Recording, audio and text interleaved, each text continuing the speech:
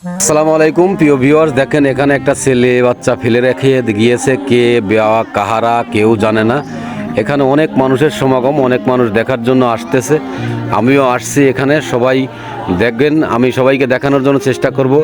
এই বাচ্চাটা ছেলে বাচ্চা, কার বাচ্চা কাহার বাচ্চা কে ফেলে দিয়ে গেছে কেউ জানে না। হঠাৎ করে একজন দেখেছে, দেখার পরে লোকজন ডাক দিয়েছে। দেখেন কত মানুষজন এসেছে এখানে দেখার জন্য। তো এখানে এই যে দেখেন বাচ্চাটা কত ফুটফুটে সুন্দর একটা বাচ্চা পানিতে ফেলে দিয়ে গেছে। 8 মাস বয়স, সবাই আনুমানিক ভাবতেছে 8 মাস বয়স। বাচ্চাটা খুব সুন্দর।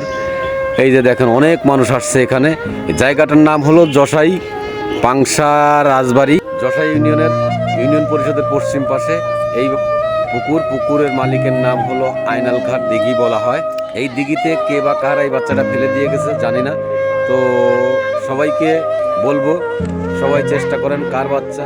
একে এইরকম লোকজনদের আসলেও বিচারের আওতায় আনা উচিত। জীবিত বাচ্চা ফেলে দিয়ে গেছে। আমার ভিডিওটা দেখে ভালো লাগলে অবশ্যই লাইক কমেন্ট সাবস্ক্রাইব করবেন ভালো ভালো ভিডিও দেখার জন্য।